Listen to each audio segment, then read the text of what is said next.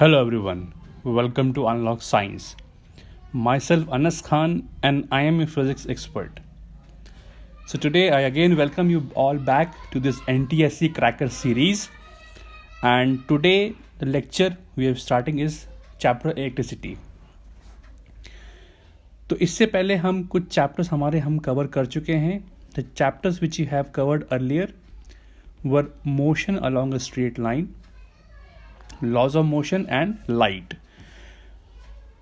And the new chapter which we are starting today is electricity. ये एक बहुत ही important chapter है आपके NTSC का. इससे काफ़ी सवाल आते हैं. And for class 10th students जो हमारे NTSC दे रहे हैं या जो बाकी हमसे हमारे चैनल पे जुड़े हुए हैं, आपके बोर्ड पर्सपेक्टिव से भी ये चैप्टर बहुत बहुत बहुत ज़्यादा इम्पॉर्टेंट है, क्योंकि इससे न्यूमेरिकल श्योर शॉट आपके बनने ही बनने होते हैं. बिकॉज इसमें कुछ बहुत सारे टॉपिक्स हैं जिन पे न्यूमेरिकल्स तो हर साल बनते ही बनते हैं. तो आइए, बातें बाद में होती रहेंगी. आइए आज का लेक्चर स्टार्ट करते हैं. So today we are taking electricity. This is lecture 12 of this NTSC series और इस चैप्टर का ये पहला लेक्चर है. The first thing which will talk about in this chapter is charge. तो चार्ज जो होता है किसी भी बॉडी का एक फंडामेंटल यूनिट होता है. जैसे घर होता है, घर जो होता है वो ईंटों से मिल के बनता है. तो अगर ईंट पे ईंट जोड़ोगे आप तो आपका घर तैयार हो जाएगा आपका. Same is charge. चार्ज से आप चार्जेस को किसी बॉडी में बिल्डअप करना शुरू करोगे. They will form atom. Atom से फिर बनेगा आपका मॉलिक्यूल. मॉलिक्यूल से आपका कंपाउंड या मिक्सचर या एलिमेंट वगैरह वगैरह. So charges are the most simplest unit of any body, जिसमें दो तरह के चार्ज होते हैं. You have positive charge and you have negative charge. अगर हम चार्ज की बात करें तो पॉजिटिव जो होते हैं वो आपके प्रोटॉन्स होते हैं और नेगेटिव जो होते हैं वो इलेक्ट्रॉन्स होते हैं. हम कहते हैं कि बॉडीज़ जो होती हैं वो इलेक्ट्रिकली न्यूट्रल होती हैं. मतलब जितने नंबर ऑफ प्रोटॉन्स हैं उतने नंबर ऑफ इलेक्ट्रॉन्स होते हैं. तो जो नेट चार्ज होता है वो बॉडी पे 0 होता है. तो इस नेट चार्ज को लिखते कैसे हैं, इसको ध्यान दीजिएगा. किसी पे बॉडी पे चार्ज होता है that is equal two plus minus NE. N यहाँ पे आपका इंटीजर है और E यहाँ पे electronic charge that is 1.6 into 10⁻⁻19 coulomb. Coulomb is the SI unit of charge. तो आइए इस पे कुछ सवाल देखते हैं कि ये कैसे इनके क्वेश्चंस को हम लोग अप्रोच करते हैं. तो सवाल आपसे कुछ यहाँ पे ऐसा कहता है कि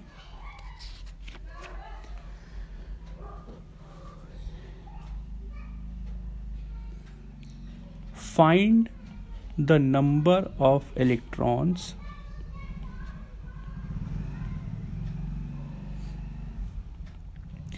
in 5 कूलम ऑफ चार्ज. तो क्या था, Q is equal to NE होता है. तो N क्या बन जाएगा, Q अपॉन E. Q आपका चार्ज है, कितना दिया है 5 कूलम. E का वैल्यू कितना होता है 1.6 इंटू 10⁻⁻19. तो N क्या बन जाएगा 5 अपॉन 1.6 इंटू 10⁻⁻19. डेसिमल को हटाओगे तो ऊपर 0 बन जाएगा. तो ये रेशो बन जाएगा 50/16 इंटू 10⁻19. तो अगर मैं इसको दोबारा कैंसिल करूँ तो 25 2 ज़ा 50 एंड 8 2 ज़ा 16. तो ये क्या बन जाएगा 25/8 इंटू 10⁻19. या इसको सॉल्व करोगे ये बन जाएगा 3.125 इंटू 10⁻19 इलेक्ट्रॉन्स. मतलब 5 कूलम का चार्ज होने के लिए this body must have 3.125 into 10⁻19 electrons. फिर इसके बाद अगला जो टॉपिक था that was electric current. Now what is electric current? Current is defined as the amount of charge flowing per unit time. Q upon T is known as electric current. इसका जो SI unit होता है that is 1 coulomb per 1 second, that is known as 1 ampere. तो अगर मैं कहूँ कि 1 ampere current flow कर रहा है, इसका मतलब ये है कि 1 सेकेंड में एक कूलम का चार्ज उस वायर में फ्लो कर गया है। तो इसमें हम कुछ सवाल देखते हैं। सवाल इसमें कैसा दिया है,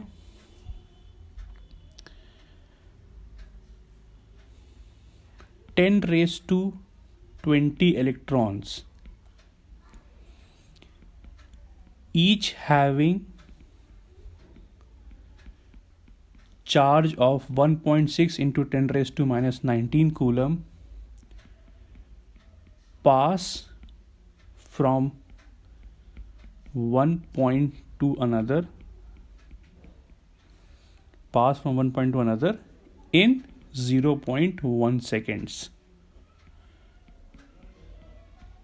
Find the current. तो करंट का फॉर्मूला क्या होता है, that is charge upon time, and what is charge, n into E upon T. Number of electrons कितने हैं, 10⁻20। ई का वैल्यू कितना होता है, 1.6 इंटू 10⁻⁻19, और टाइम कितना दिया है, 0.1 सेकेंड।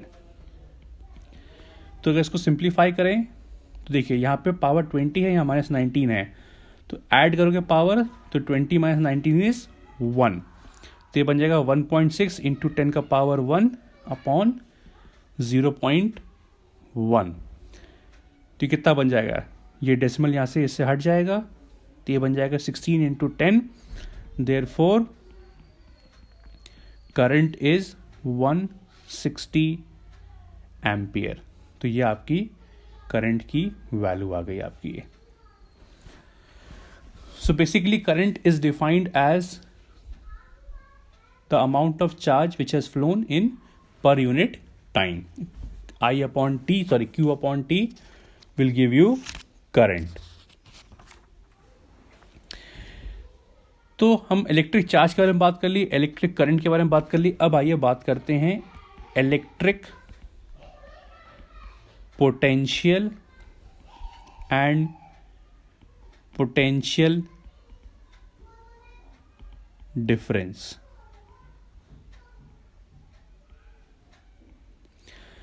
तो इसमें यही है कि मान ली यहाँ पे कोई चार्ज Q रखा है और इस पॉइंट P पे हमको यहाँ पे एक इन्फिनिटी पे एक चार्ज स्मॉल q है, हमको इसको लाके यहाँ लाके रखना है इसको।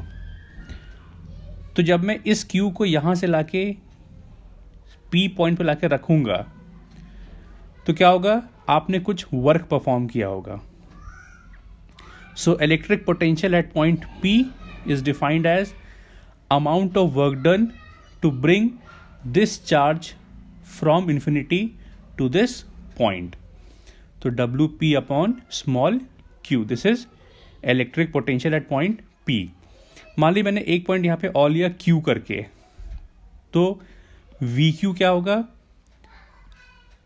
इस स्मॉल q चार्ज को इन्फिनिटी से लाने में जो वर्क करना पड़ेगा कहाँ पे, Q पे, तो WQ upon small q will give you electric potential at point Q. Now what is potential difference? किसी भी दो पॉइंट के बीच का जो पोटेंशियल होगा उनकी वैल्यूज को सब्ट्रैक्ट कर दीजिए। जैसे VPQ है तो क्या होगा, VP minus VQ, that is WP upon Q minus WQ upon Q। This is the electric potential difference. Now what is SI unit? Potential क्या है, वर्क अपॉन चार्ज, मतलब जूल पर कूलम और volt. That means 1 volt is equal to 1 joule upon 1 coulomb.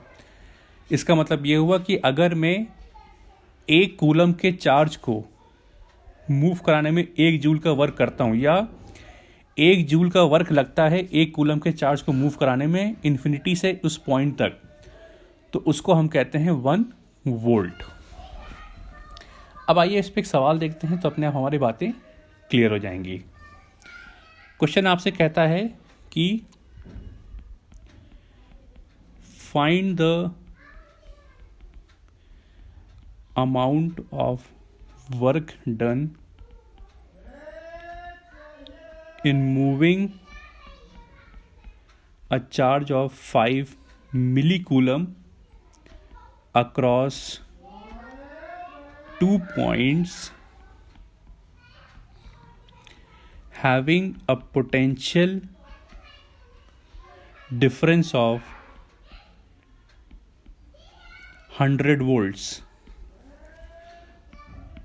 तो क्या करना है भाई, potential क्या था, that was work upon charge.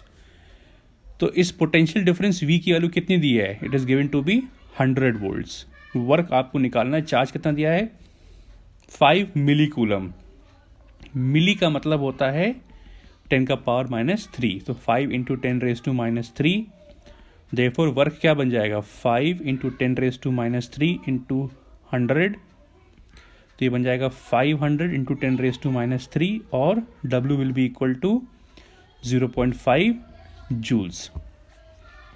तो इस 5 मिली कूलम के चार्ज को 100 वोल्ट्स के डिफरेंस से मूव कराने के लिए आपको वर्क कितना करना पड़ेगा, 0.5 जूल का वर्क आपको करना पड़ेगा आपको यहाँ पे।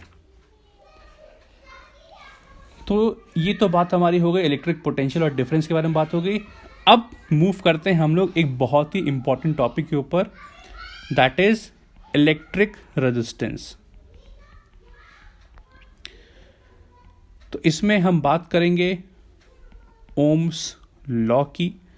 इसमें क्या था, ये आपका एक रेजिस्टेंस वायर है, यहाँ पे एक एमीटर है, यहाँ पे एक लगा है वोल्ट मीटर, ये रेजिस्टेंस R है, ये आपका सर्किट बन गई, ये बैटरी है, ये रियोस्टैट है जिसको हमने यहाँ पे कनेक्ट कर दिया ये करके। ये रियोस्टैट है RH, V है, ये एमीटर है, ये वोल्ट मीटर है। तो देखिए जो एमीटर होता है वो हमेशा सीरीज में जुड़ा होता है और जो वोल्ट मीटर है वो हमेशा जुड़ा होता है पैरेलल में। तो ओम्स लॉ ये कहता है कि जो भी करंट इसमें फ्लो कर रहा है इस रेजिस्टेंस के through, suppose it is I, तो ओम्स लॉ ने बोला कि यहाँ पे पोटेंशियल ड्रॉप्स क्या है आपका V आ रहा है। So this potential drop V is proportional to the amount of current flowing through the resistor. तो V is equal to I into R। तो R विल भी क्या बन जाएगा V अपॉन I, और ये R जो होता है इसको हम कहते हैं रेजिस्टेंस। यूनिट क्या होता है, SI unit is 1 ohm, that is 1 volt upon 1 ampere. और जो इसका सिंबल होता है, सिंबल इसका ऐसे बनता है, this is the symbol to signify resistance of any given wire. So resistance is 1 volt by 1 ampere. तो इस पे एक सवाल हमको छोटा सा देख लेते हैं। सवाल अगर हम देखें यहाँ पे,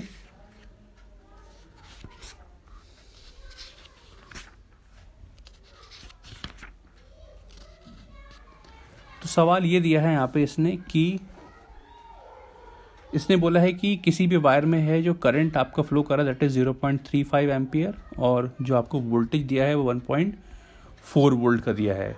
कहता है कि उस रेजिस्टेंस का या उस वायर का रेजिस्टेंस कितना है।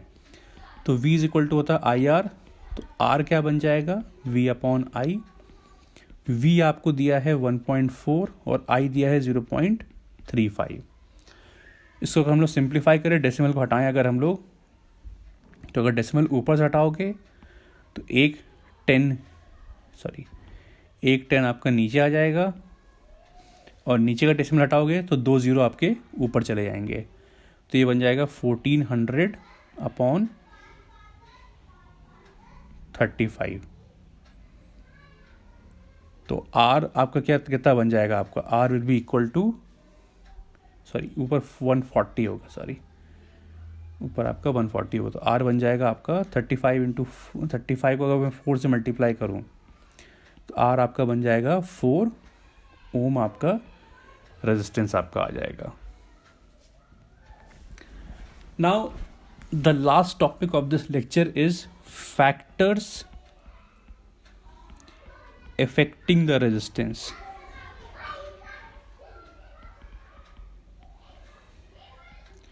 तो सपोज हमने यहाँ पे कोई रेजिस्टेंस का वायर लिया, ये एक सिलिंड्रिकल वायर है हमारा, ये कुछ ऐसा करके this is the length of the wire, this is the area of the wire. तो फैक्टर्स ये हैं कि जो रेजिस्टेंस होता है वायर का वो लेंथ के प्रोपोर्शनल होता है, एरिया के इन्वर्स होता है ये। तो अगर मैं इन दोनों फैक्टर्स को कंबाइन कर दूं तो R proportional to L by A आ जाएगा। देखो R will be equal to rho L by A. Now what is rho? Rho is resistivity and it depends upon material of wire। मतलब जो हमारी रेजिस्टिविटी है वायर की वो ना तो लेंथ पे डिपेंड करती है ना तो एरिया पे, वो सिर्फ और सिर्फ डिपेंड करती है मटेरियल पे। मतलब रेजिस्टिविटी के बिहाफ पे आप बताएंगे कि आपका वायर मेटल है कि इंसुलेटर है कि सेमीकंडक्टर है।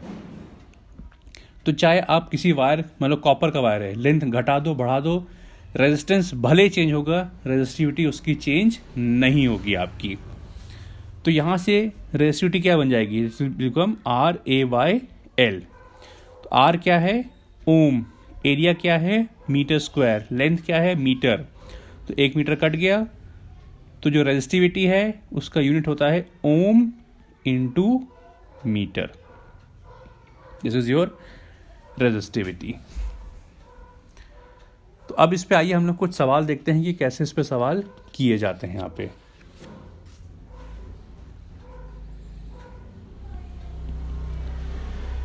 अब इसमें सवाल आपको इसने ऐसा दिया हुआ है यहाँ पे कि पहले तो बहुत सिंपल सवाल है कि उसने बोला एक कॉपर का वायर है और उसकी रेजिस्टिविटी दी है 1.6 इंटू 10⁻⁻⁸ ओम मीटर। एरिया दिया है 20 इंटू 10⁻⁴ सेंटीमीटर स्क्वायर। कहता है कि मुझे इसका रेजिस्टेंस 10 ओम बनाना है। सो कहता है find the length of the wire. तो फॉर्मूला क्या है? R is equal to rho L by A. तो यहाँ से L क्या बन जाएगा? R into A by rho. R कितना है? 10। A कितना है? 20 इंटू 10⁻⁴ सेंटीमीटर स्क्वायर है। So 1 centimetre square is equal to 10⁻⁻⁴ metre square. तो हमने इसको कन्वर्ट कर दिया मीटर स्क्वायर में, अपॉन रेजिस्टिविटी कितनी है? 1.6 इंटू 10⁻⁸। तो 10 इंटू 20 इंटू 10⁻⁸ अपॉन 1.6 इंटू 10⁻⁸। तो ये से कैंसिल हो गया। तो कितना बन जाएगा? 200 बाय 1.6 या 2000 बाय 16। तो इसको सिंप्लीफाई करिएगा, ये लेंथ आपका 12.5 मीटर आपका आंसर आ जाएगा आपका ये। इसमें देखते हैं और तरह के सवाल कैसे पूछते हैं इस टॉपिक के ऊपर। इसमें सवाल इसने दिया है कि a piece of wire of resistance, a piece of wire of resistance 20 ohm is drawn out so that its length increases to twice its initial length. Twice its initial length.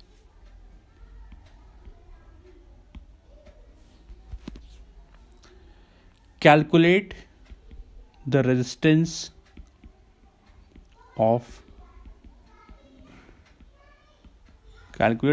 the wire in the new situation.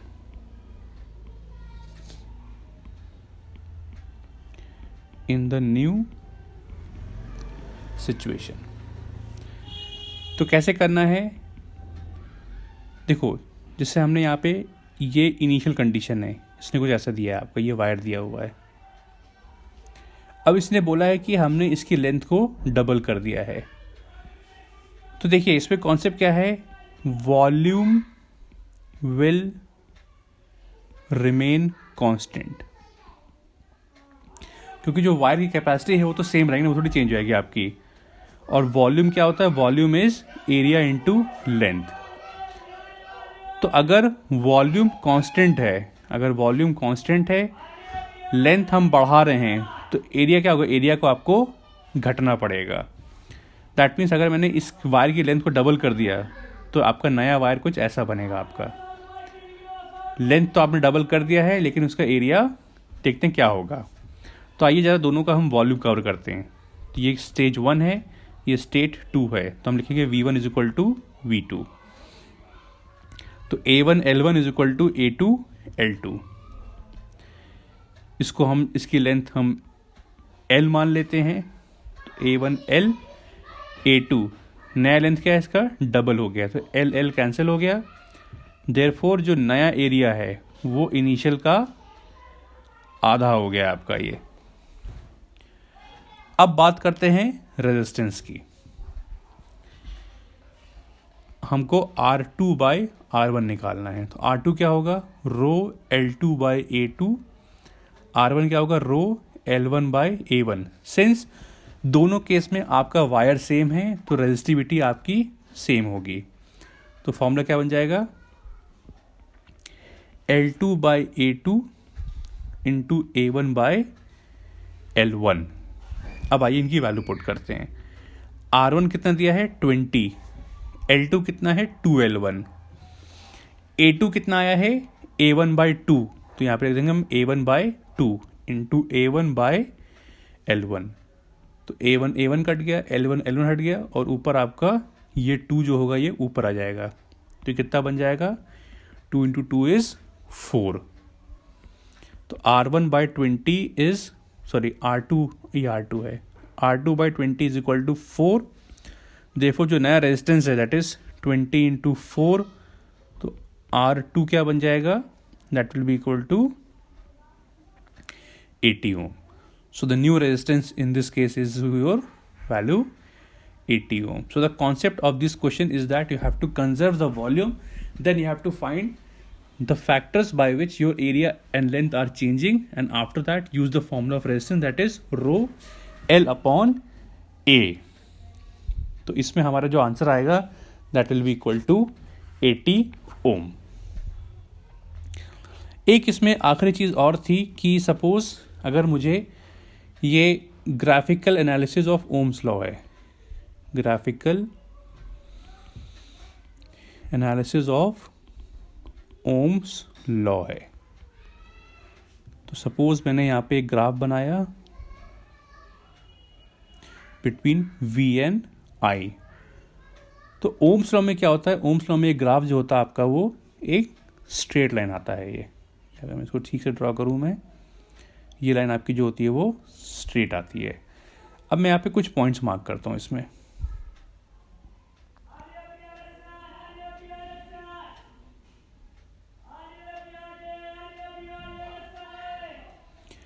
तो इनके corresponding क्या है, suppose यहाँ पे value